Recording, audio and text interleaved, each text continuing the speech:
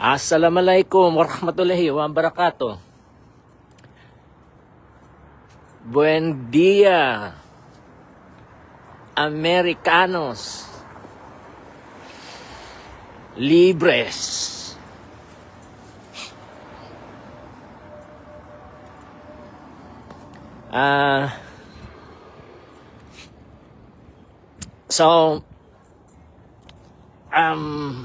America is not the land of the free.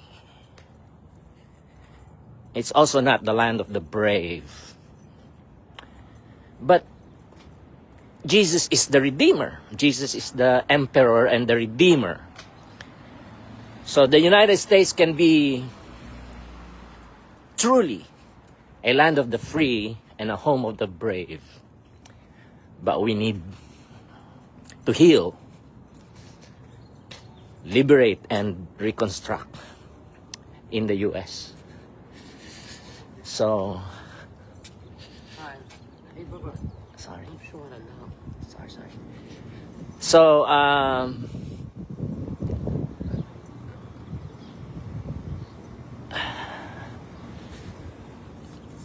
first, read my essay, the latest one, regarding, the title is USA Blessed, the U.S. Blessed or Cursed. And there I reiterate the sufferings, the struggles of our ever dearest Black, Native, Latine,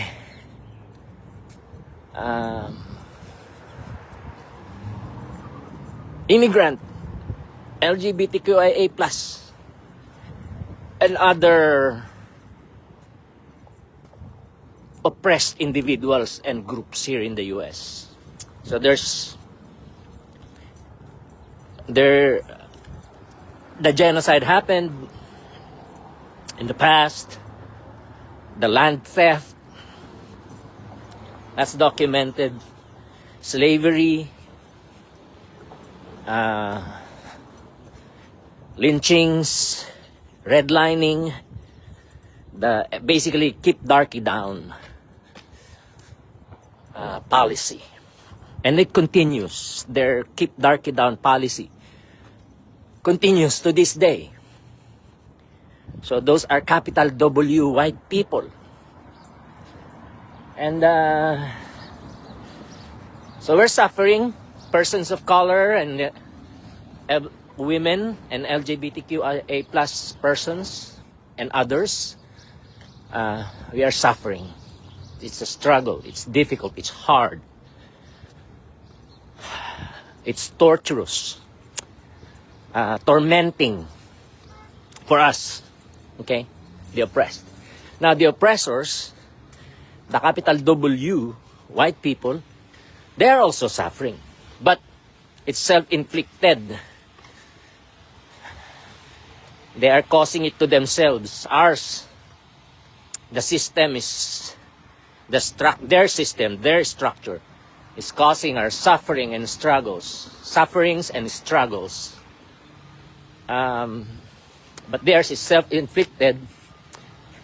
It's by being oppressors, they are tormented mentally and emotionally.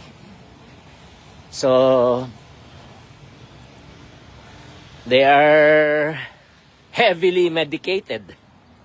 And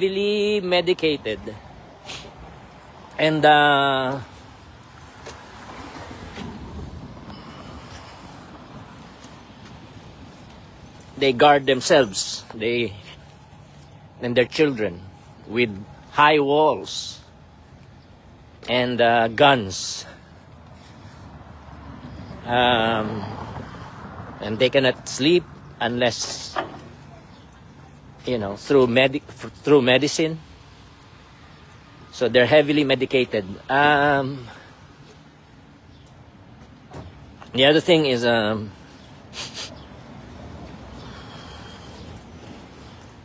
they cannot eat with and enjoy their food. They cannot enjoy their food because they are mentally and emotionally tormented. But what they have been doing and continue to do to Black, Native, Latine, immigrant, LGBTQIA+, and other individuals and communities that they are apartheiding continually. So there is an apartheid in the United States. I know they don't like that. For example, conquistadores. AI. I always debate AI about this because AI keeps telling me that it's only the Spanish, the conquistadors only for the Spanish conquistadores. I said no. The capital W white people are also conquistadores. So they try to control even our language for their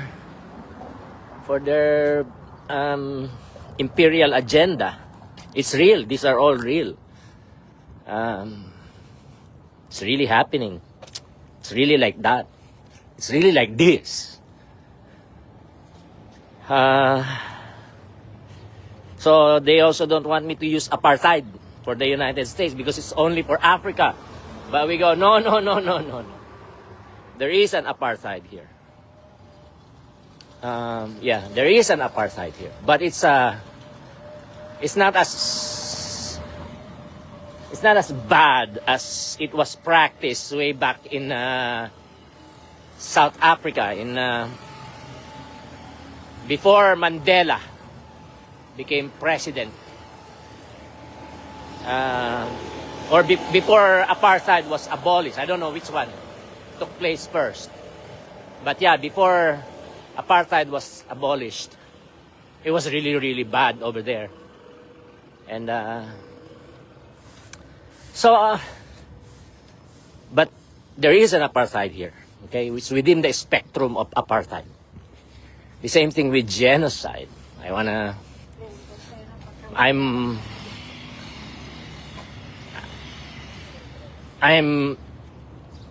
I'm saying, and I continue to say, that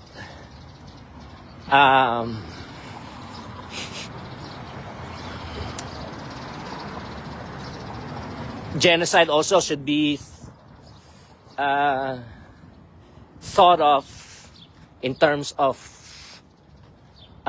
degrees within the spectrum, within the spectrum of genocide, because there is gradual genocide. It's happening here. Gradual genocide. Me, I'm experiencing that. They are gradually genociding me, giving me salty food, giving me unhealthy food.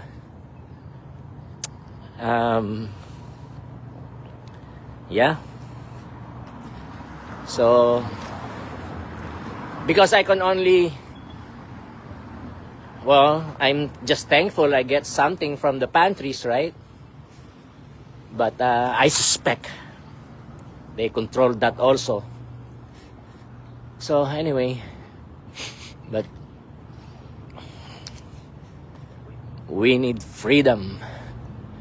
Freedom from the white supremacists.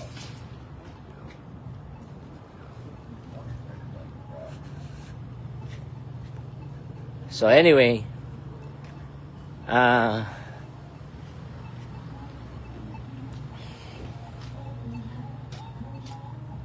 but they're tormented. But you can feel sorry for them also.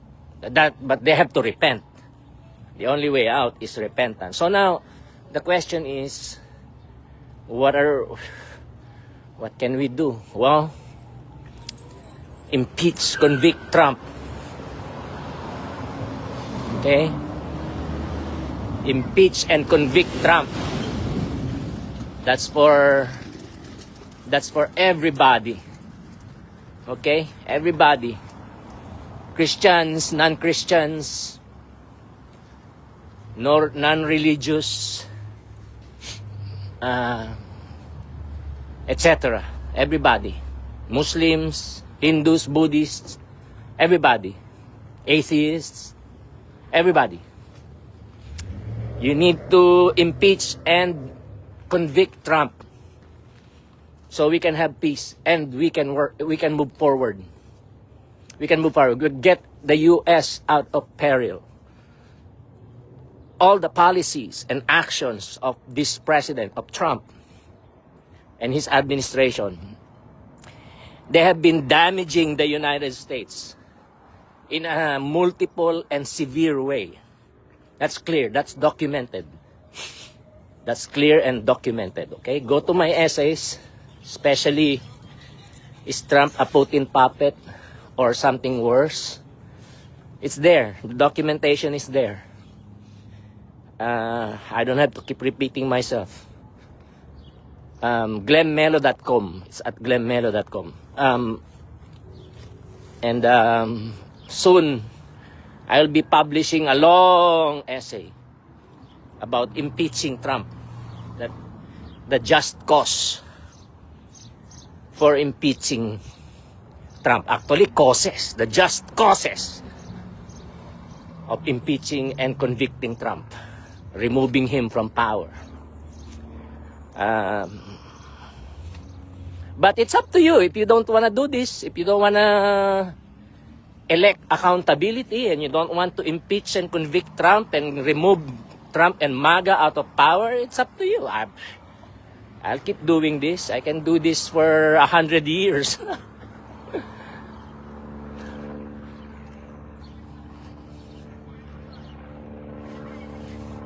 So, we will discuss what ifs also, okay? The scenarios. We will discuss scenarios, possible scenarios. Alright, again, no script. So, please forgive me. I can be wrong about everything. I can be wrong about some things, many things. I don't know. Yeah.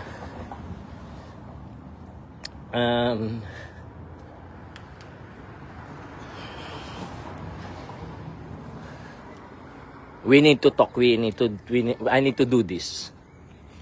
Okay? So that's one. Impeach and convict Trump. Okay? We'll get back to that. Of course, ultimately, even before impeach and convict Trump, my prayer for everybody is that all Americans, all humanity would unite with Jesus by faith. Right? He's our security. He is our security. Okay, I pray you would, but God can give everybody in the US and all over the world faith in Jesus. But because of his unfathomable will and purpose, okay, he chooses to allow many to continue in the way of unrepentance and unbelief. Okay?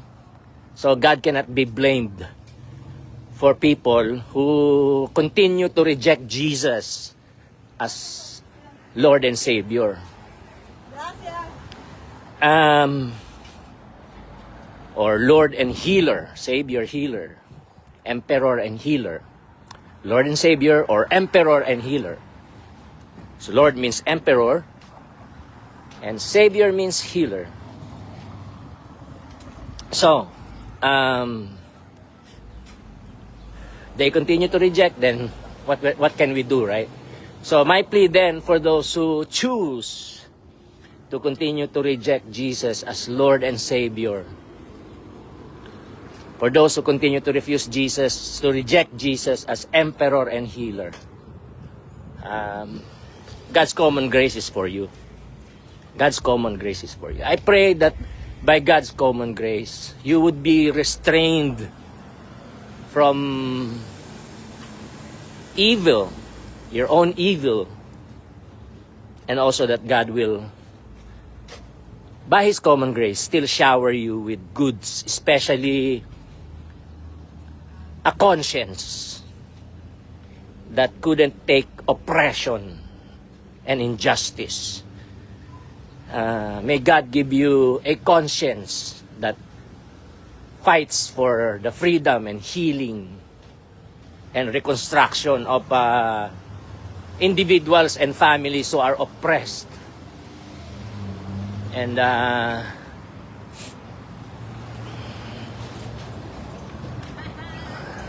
wait.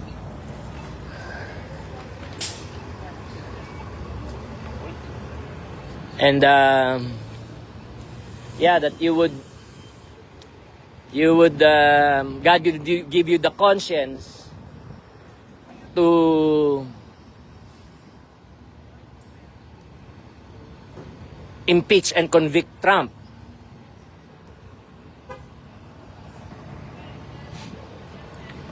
And also to liberate, heal our Black, Native, Latine, immigrant, and LGBTQIA plus and other siblings, oppressed siblings. And I'm really telling you, especially black our black siblings, this is horrible. Their overall condition is horrible because of the capital W white conquistadores, colonizers, oppressors. It's really horrible. It's a lot of work. That's why I'm here in Oakland, and I'm hoping, I'm praying that God will, the Holy Spirit, I'm praying that the Holy Spirit would birth house churches here, multi-ethnic house churches, but especially for our black siblings, oppressed black siblings, especially foundational black siblings. And it's horrible. And I want to say this also.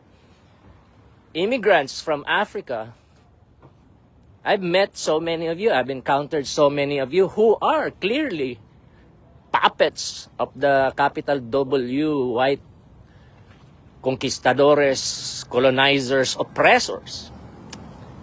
And I understand if you are afraid, but and they really can get to you. It's hard.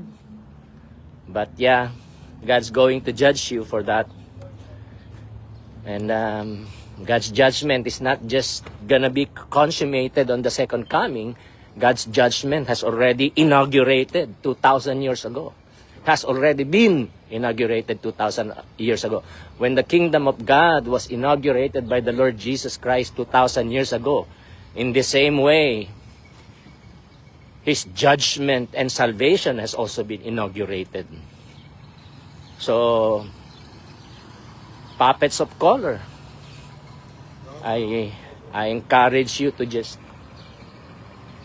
cut your ties with the capital W white conquistadores, colonizers, oppressors, and unite yourself with Jesus by faith. The same thing with capital W, or with white people in general, just white people in general.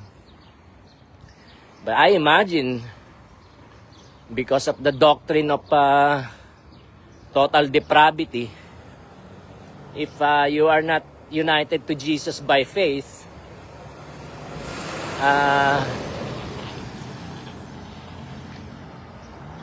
you are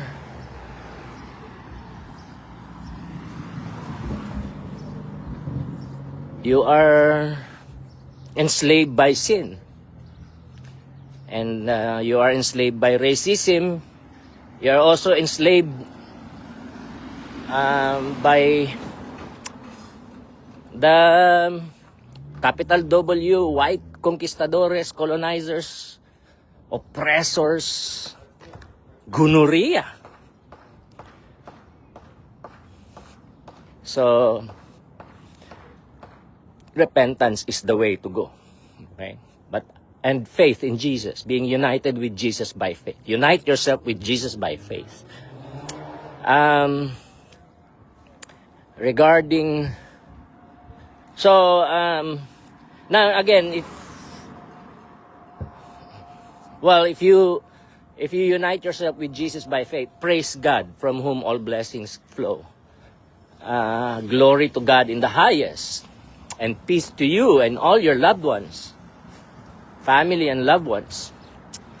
I encourage you to study the materials in my website. There's the first one is under the main menu, God's message to all humanity. I think that's the title, or to the whole world. I think it's now to all humanity. God's message to all humanity. Okay, it outlines the basics of the gospel. Okay, and provides verses that you can check out for yourself and study and memorize. It's good to memorize scripture, and then look for a repentant church that you can be a part of. That a repentant church that will be your spiritual family. Okay. Which, by the way, the spiritual family is eternal. The church, a spiritual family, is eternal. But our biological families are not eternal. Members of our biological families who are united to Jesus by faith, they have eternal life, right? So study that, God's message to all humanity. And I am trying to create a new page, but it doesn't allow me to do so. I'll try again, maybe. Or delete some photos. It's just a lot of work. And I have a lot of work to do. So,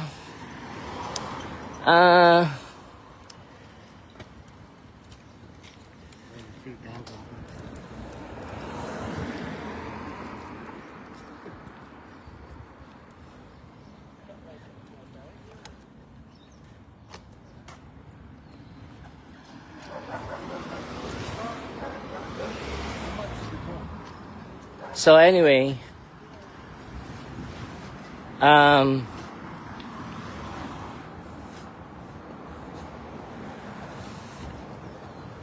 shit.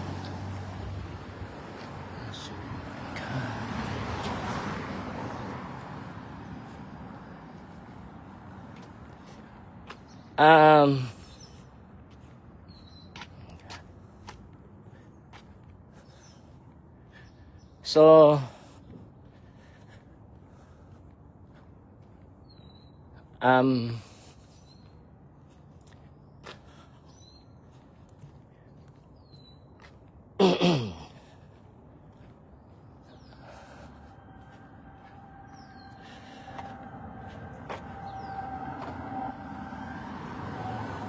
I forgot something. Sorry, guys. Okay, so let's just continue.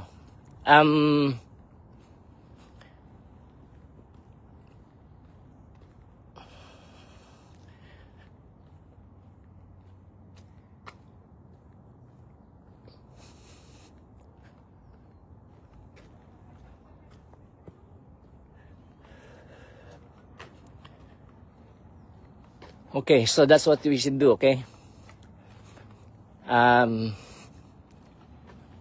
Read God's message to all humanity. And then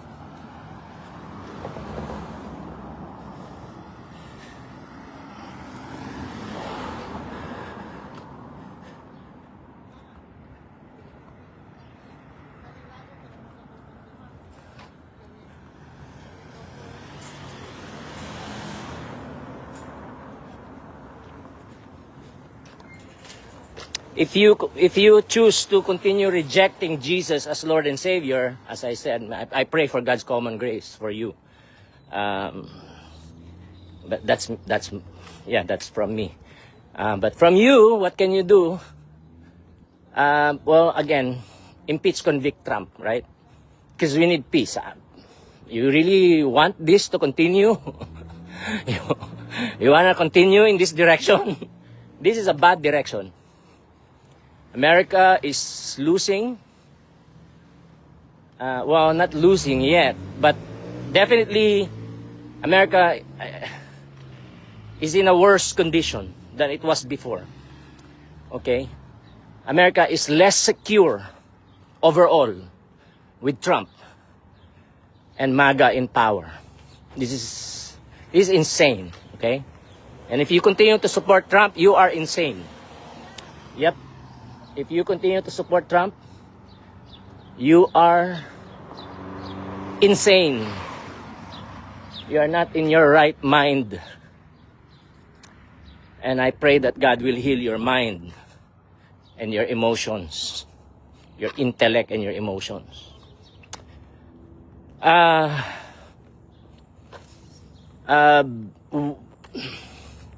really encourage everybody to, even those, or maybe especially those who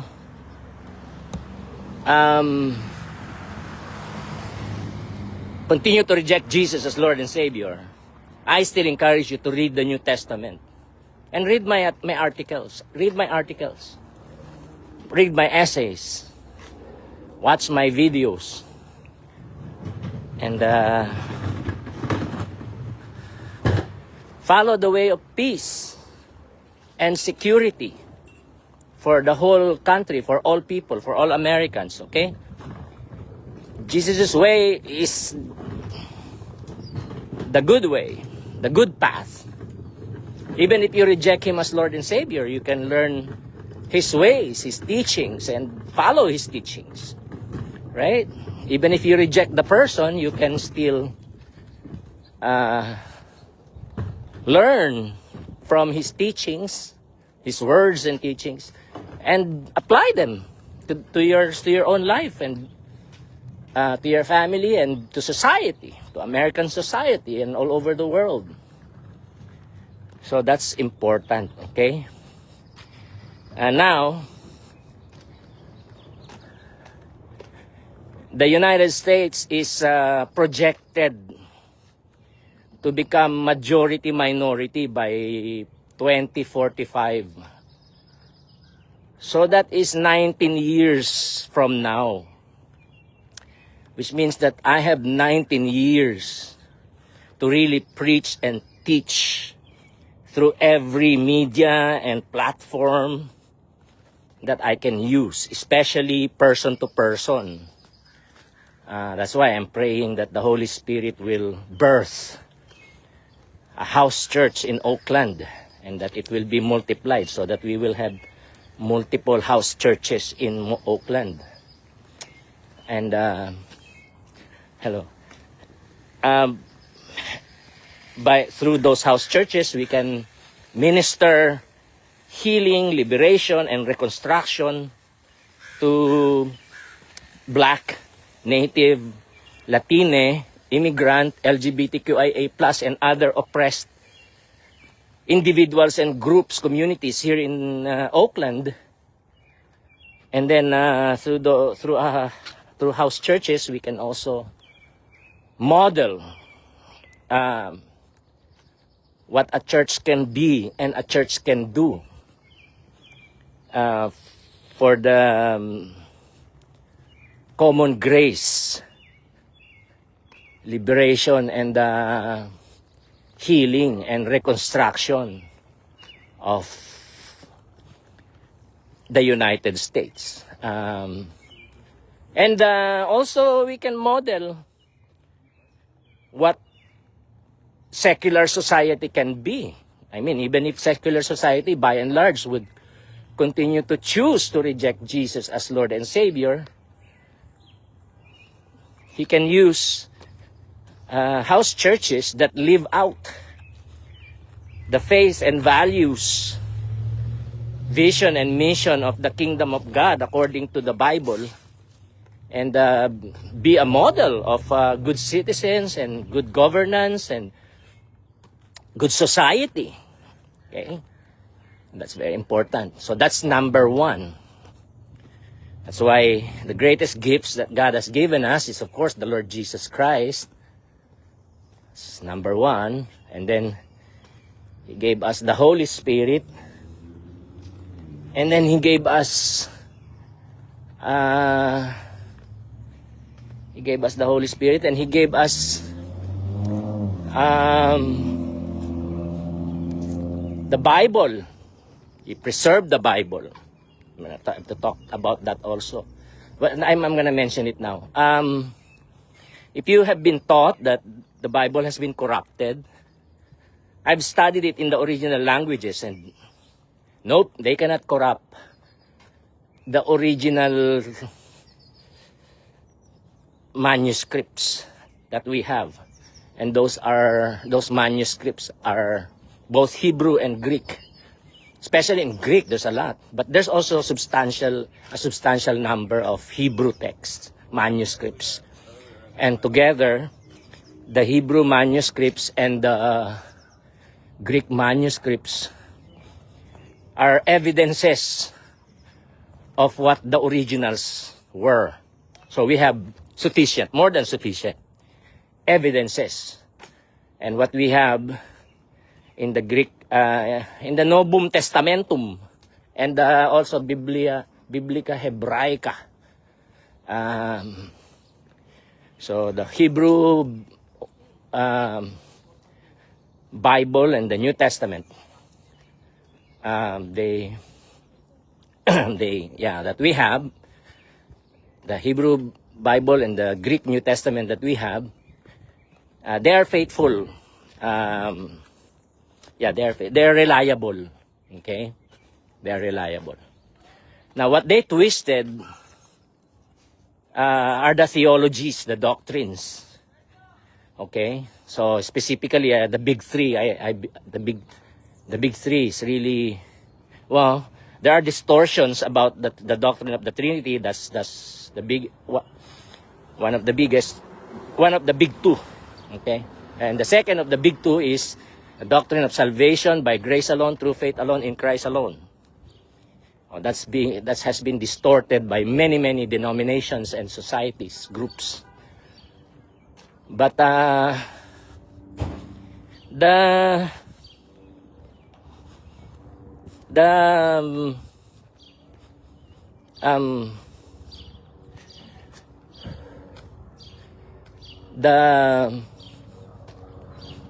what do you call this?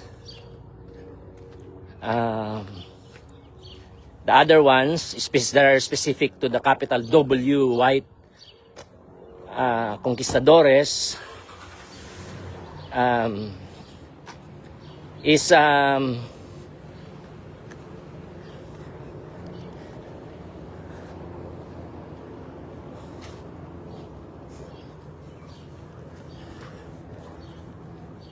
distortions, okay? Doctrinal distortions. Postmillennialism, dispensationalism, and cessationalism, okay? So, we have to correct those. Alright? Or just eradicate those. Not correct, but eradicate all three. So they're still gonna be taught because we have to study, in historical they're going to be taught in historical theology, but nobody should adhere to them or embrace them anymore. Okay, there are going to be, hopefully there are just going to be few who would, but so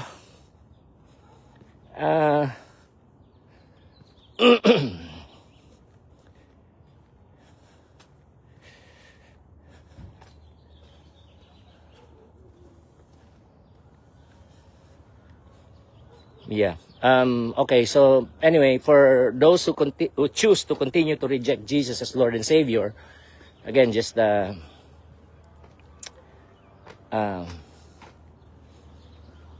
study the teachings and values of Jesus, okay? All right, so going back. So I'm praying for an multi-ethnic house church to be formed by, created by the Holy Spirit here in Oakland. I'm also praying because the U.S. is projected to become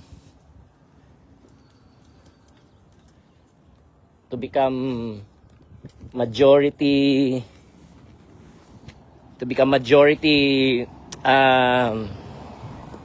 non-white, to become majority minority, meaning non-white, by 2045. The white people, Caucasians, will continue to be the majority, but if you add up all the black population and native population and Latine population, Asian population, etc., who are basically non-white, non-Hispanic white, or white, non-Hispanic white. The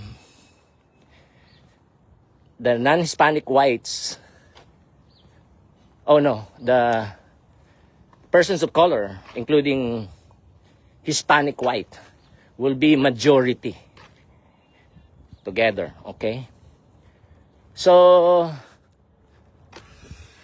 my prayer, because what I am sensing, and I can be 100% wrong, okay? But what I'm sensing is that this resurrection of the Confederacy in Trump, MAGA, and the repugnant plague, it is induced, it is caused by fear and insecurity because of the browning of America, because of the projected shift in the demographics of the United States, where by 2045 it will become majority minority. Okay, so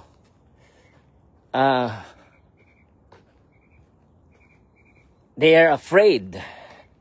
That's why, they have all these guns and walls and medicine, etc. So they need so the mission is primarily, of course, just disciple all the nations. Okay, disciple all the nations, or disciple all the ethne, or all the ethne, disciple all the ethne.